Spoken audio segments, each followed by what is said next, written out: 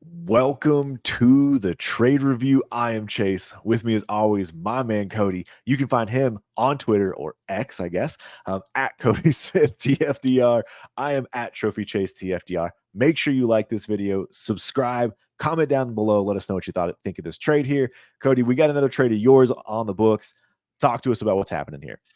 All right, so this is a trade that I actually just got sent to me. Didn't do anything for this one, so this is by no means my trade. Just got sent to me, and honestly, it's been sent to me a couple of other times throughout this offseason, but I think now is finally the time that I could click the accept button. This is Open Mic. It is a league with some of the guys over in the South Harmon Discord. Make sure you go check them and their channel out. They're doing fantastic work over there with their trade show, and I think this one might actually be reviewed by Mike and Adam over there. So if you want to compare, see how we feel about it compared to how they feel about it, make sure you tune into their trade show as well. But Open Mic is a 12-team Superflex Best Ball Start 12 league. It is also 2 tight end and a 1.75 tight end premium, but there's no tight ends in this one. Doesn't really matter as much. So I am sending away Alec Pierce and my 24 first, and I am getting back Amari Cooper and James Conner. Context on that first, as it's currently listed out in Dynasty Daddy.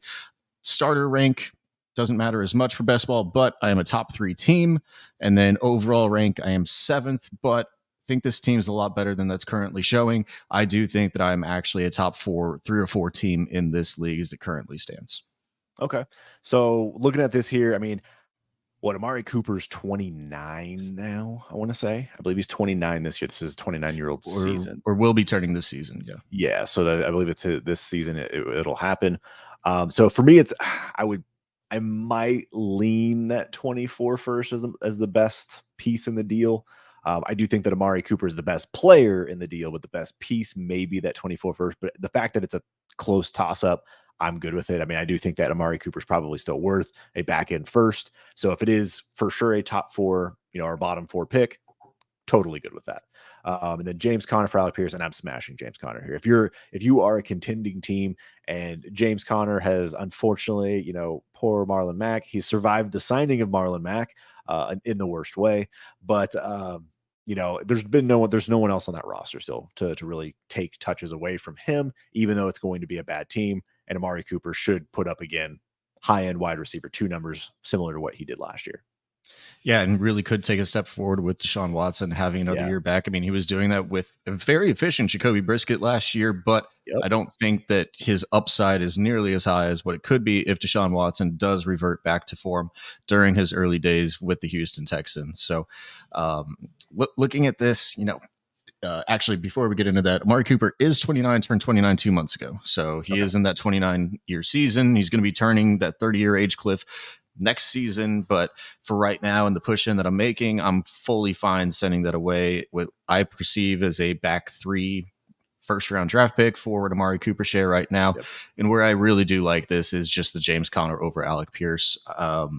With what we perceive this Colts offense to be in year 1 with Anthony Richardson in that passing game, there's a chance that Alec Pierce is the wide receiver 3 on this team and maybe like the receiving option 5 if that, if Jonathan Taylor comes back, if Josh Downs can actually step into a 2 role within the slot, and then Michael Pittman Jr. as well is going to be the one. It could just be Alec Pierce. Now, I do think he's a better downfield, big body threat that could give you some spike weeks in this best ball start 12 lineup format. I think he does serve a role here, but I would much rather just have 2 of the old vets and just try to push in with the old crusties like this. Amari Cooper, James Conner.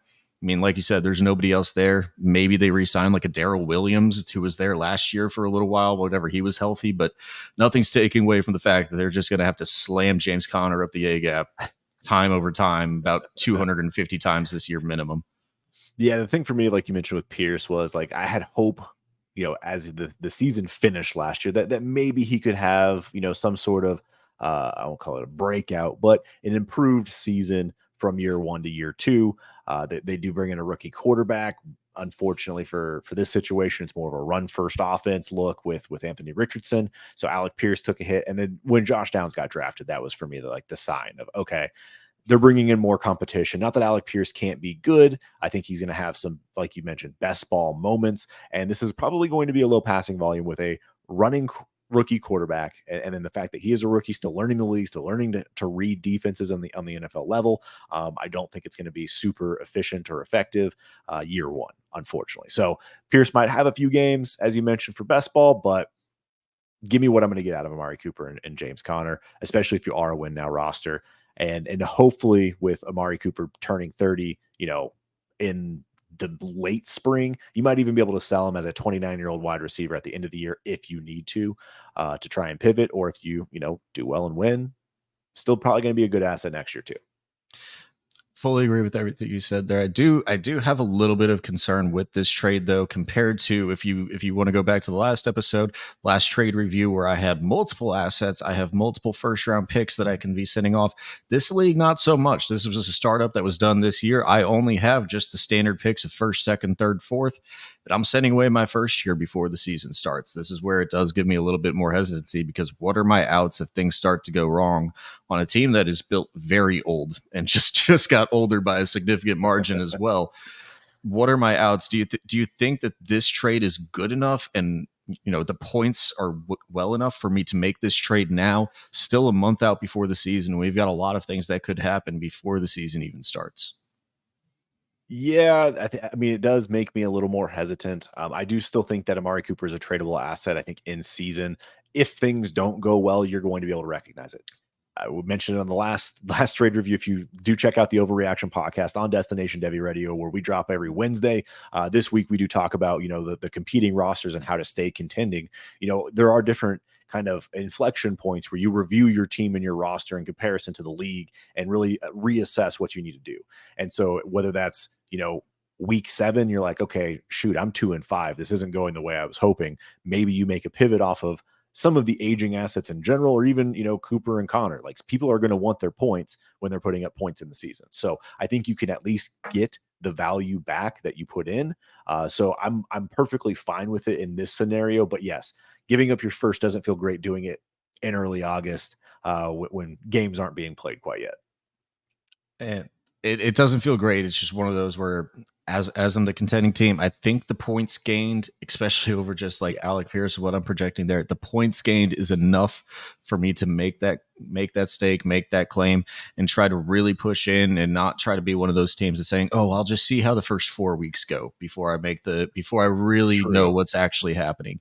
And then I end up 2-2 because I just lost by 5 points to middling teams as well. And I actually have a decent roster, but now I have to climb back a little bit further than I once did. I think this just secures that team and its early season future just a little bit more. So while I absolutely do not love sending away that first, it's the only major piece of asset that I have this year. Still have the second, third, and fourth, but in this type of league, I don't know what I'm really going to get for that in season. Don't love sending it away right now, but I think in this specific instance, it was worth it to get 2, as I would look at them both possibly top 20 producers at their position for the early part of the year. Don't discount those seconds and thirds, man. You can find something. You're going to find. I'm just saying those guys over there in open mic are pretty sharp, and that's true. That is fair. That is fair. There's been teams that have already started in on the tank pretty heavily. The assets have started to get divvied up pretty early, within the startup itself. So I am a little bit worried with what I can do with the picks in season. It makes it a little bit tougher.